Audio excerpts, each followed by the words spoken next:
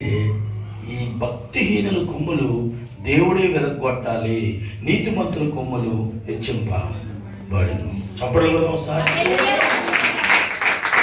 నీతిమంతుల కొమ్ములు ఏమవుతాయట? హెచ్చించబడతాయి. అప్పుడు వరకు వెయిట్ చేయాలి.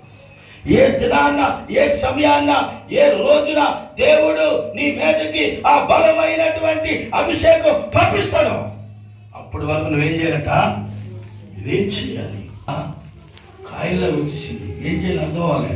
కానీ అప్పటికి చెప్పలేదు. నేను ఎందుకు చెప్పలేదంటే, నేను ఎవరు పని చేస్తున్నాను?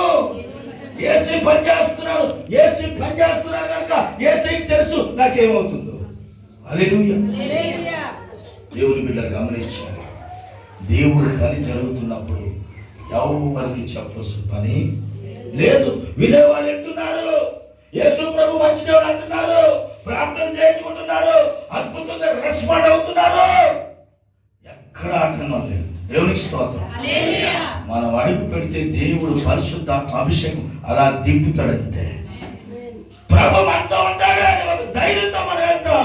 దేవుడు అక్కడ కార్యాలు చేస్తున్నాడు. గడిగా చెప్పడం కూడా ప్రభు మనతో ఉంటాడని ధైర్యంతో మనం వెళ్ళినప్పుడు ఆ ప్రాంతంలో మనకంటే ముందుగా ఏం చెప్తున్నాడు?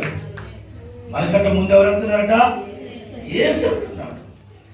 యేసు వెళ్తే అది ముందుకు సాగిపోతుంది. హల్లెలూయా.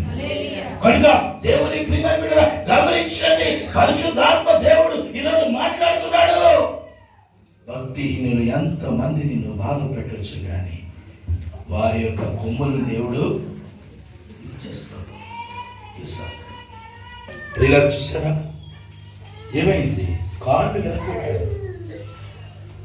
అందుకే మనం జాగ్రత్తగా ఉండాలి. ఈ కాళ్ళు ఎక్కడున్నాయని చూడాలా. ఎక్కడున్నాయి కాళ్ళు? నేల మీద ఉన్నాయి, గుర్తించుకోవాలి. ఆకాశం మీద నడుస్తున్నా అనుకోకూడదు. ఆకాశం మీద నడుస్తున్నాం అనుకున్నప్పుడే పడిపోతారు ఎవరైనా. పేతురు ఏమనుకున్నాడు? ప్రభువా నీలా నడవాలనుకున్నాడు. ఓఎస్ నడువు, నాలుగు నడవగలవు, నన్ను చూసి నడువు అన్నాడు దేవుడు. ఏమన్నాడు? నన్ను చూసి. కానీ ఏమైంది? అలా నడవగలిగాడా?